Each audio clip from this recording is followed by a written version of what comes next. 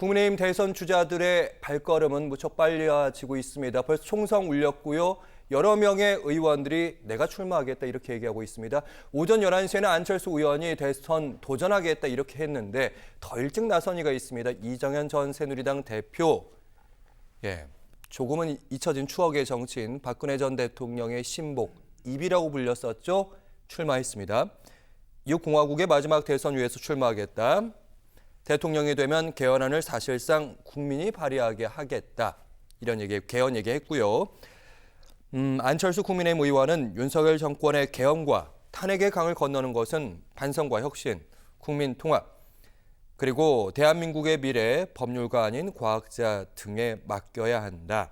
내일은 또 이제 이철우 경북도지사 그리고 유정복 인천시장도 출마하기로 했고요. 거기에다 김문수 장관은 사실상 출마 선언을 한 것으로 해석되고 있습니다. 출사표에 대해서 좀 인물평을 좀 들어보도록 하겠습니다. 이정현 전 의원 그리고 안철수 의원, 김문수 장관 어떻게 보시는지? 안철수 의원은 지난번에 대선 출마 또 경선 출마 경험이 있는 분이기 때문에요.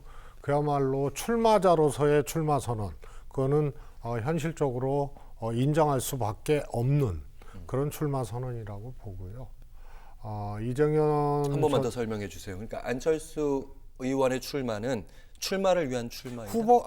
출마자로서 출마 경험이 있었던 자로서 출사표를 던진 거기 때문에 저거는 출마로 인정해야 된다. 대선 후보가 돼서 대통령 하고 싶다.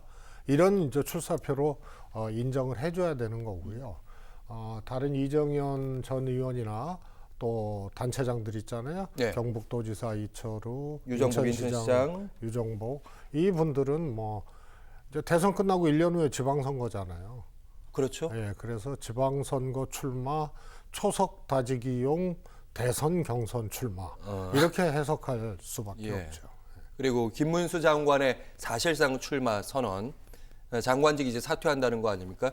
어쨌든 대권 지금 1위 주자예요. 보수층에서 어떻게 보시는지? 그거는 본선의 국힘 입장에서는 엑스맨이죠. 엑스맨이요? 확장력이 없고 탄핵 정국에서 김문수 장관이 갑자기 존재감이 없었는데 김문수 장관이 유력한 보수 내의 주자로 확 뜬 거거든요. 그게 이제 소위 말해서 계엄에 대해서 국민의원들 사과라고 했는데 혼자 국회 본회의장 국민의원석에 앉아서 다른 장관들 다 일어서서 고개 숙였는데 혼자 딱 있었던 그 모습. 이게 보수가 결집하는 과정에서 굉장히 인상 깊은 한 장면이었고요. 그래서 윤 대통령 계엄 탄핵 이 과정에서 반사 이익을 받아서 뜬 그런 정치인이거든요. 그러나 확장성 제로. 극우 정치에 올라탄 사람. 그러니까 본선에서는 당선 가능성이 지금 거론되고 있는 국민의힘 후보 중에 제일 득표력이 약할 겁니다. 그렇기 때문에 국민의힘 입장에서는 대선의 엑스맨, 김문수 지사죠. 김문수 장관이죠.